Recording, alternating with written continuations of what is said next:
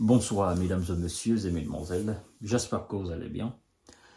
Alors, nous sommes toujours sur le dossier de l'Ukraine et comme vous savez, depuis l'élection de M. Donald Trump, les donnes ont changé et donc cette élection est venue bouleverser complètement l'ordre qu'ils avaient établi. L'ordre de continuer à armer l'Ukraine, à faire face à la Russie. Bon, M. Donald Trump n'est pas de même avis qu'eux. Et donc aujourd'hui, mercredi 13 novembre 2024, il y a eu aujourd'hui une réunion, d'accord, je dirais même un premier contact entre M. Biden et M. Donald Trump, je crois bien à la Maison Blanche, et précisément dans ce qu'ils appellent le bureau ovale. Et lors de cet entretien, d'accord, le conseiller à la sécurité nationale de M. Biden, hein, qu'on appelle Jack Sullivan, nous fait, n'est-ce pas, un résumé de ce que son président, n'est-ce pas, a dit à M. Donald Trump. Bon, M. Jack Sullivan nous dit carrément que son président sortant, M. Biden, a supplié M. Donald Trump. D'accord? Ils ont utilisé le terme plaider. Donc nous disons tout simplement que il a supplié. Il a supplié M. Donald Trump pour que ce dernier puisse continuer de fournir les armes à l'Ukraine. Que ce dernier continue de soutenir l'Ukraine. Il va même beaucoup plus loin pour dire que selon son président, en fait c'est le conseiller à la sécurité nationale de M. Biden qui nous fait cette déclaration devant la presse. Il dit que son président aurait dit à M. Donald Trump que le soutien continu des États-Unis à l'Ukraine était dans l'intérêt pour la sécurité nationale des États-Unis. Bon, mais il ne nous a pas dit si M. Donald Trump a accepté, n'est-ce pas, cette plaidoirie de M. Biden ou s'il ne l'a pas accepté. Il s'est juste contenté de dire ce que son président a dit à M. Donald Trump. Il faut qu'on soit réaliste, d'accord? Moi, je n'aime pas me mettre dans les questions d'émotion. Moi, je suis un pragmatiste. Je suis quelqu'un qui est réaliste. Il faut qu'on soit réaliste. Monsieur Biden a échoué à la tête des États-Unis. Parce que ce qu'il devrait faire pour les Américains, il ne l'a pas fait. Je ne sais pas si même on doit tirer... Est-ce qu'il y a un bilan même de la gestion de M. Biden à la tête des États-Unis? Un bilan pour les Américains. Concrètement, qu'est-ce que ce monsieur a fait pendant ces 4 ans-là, concrètement? Au lieu d'enrichir les Américains, ben, il les a complètement... il a puisé ce qui était dans le puits. Le restant d'eau qui était là, il a puisé.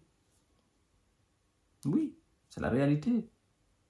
Et donc, pourquoi lui, il voudrait que M. Donald Trump suive sa politique? Non, c'est pas comme ça se passe. Toi, tu es censé être un démocrate. C'est ce que vous vous dites. Vous dites que vous êtes des démocrates. Et je ne sais pas de quelle démocratie. Les autres, ils sont républicains. Vous avez 2 politiques différentes. Vous avez perdu les élections. Pourquoi vous voulez que les autres s'alignent sur votre position politique? Non, ils ne sont pas fous. Eux, ils sont venus pour montrer au peuple américain qu'ils n'ont absolument rien à voir avec vous. Sinon, si c'était pour venir s'aligner sur la politique des démocrates et continuer avec, pourquoi on aurait organisé alors les élections aux États-Unis? Ça a de la monotonie. Surtout que sa gestion à la tête des États-Unis a été bouffée par la question ukrainienne. M. Biden, il dormait question ukrainienne, il se réveillait question ukrainienne. Il dormait Vladimir Poutine, il se réveillait Vladimir Poutine. Toute son administration, le Congrès, les sénateurs, tout le monde se couchait Vladimir Poutine, se réveillait Vladimir Poutine. Tous les démocrates. Et on a fait croire au peuple américain que le fait de soutenir l'Ukraine était dans l'avantage pour la sécurité américaine.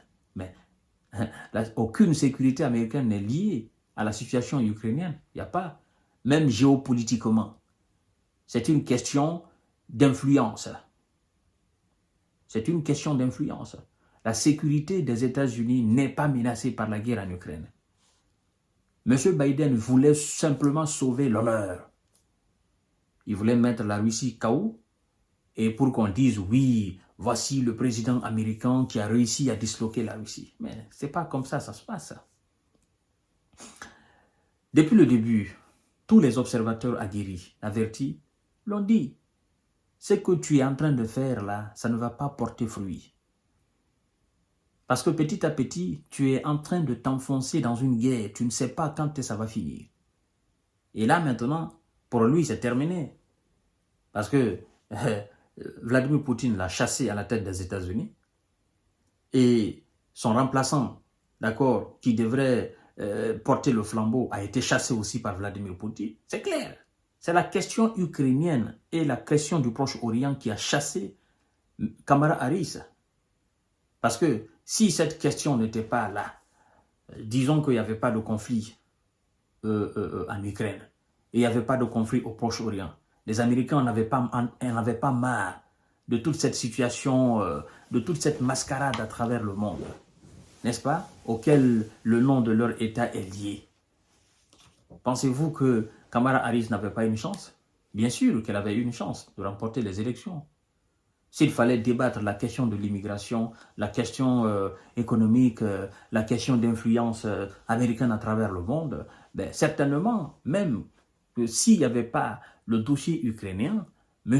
Biden serait moins fatigué.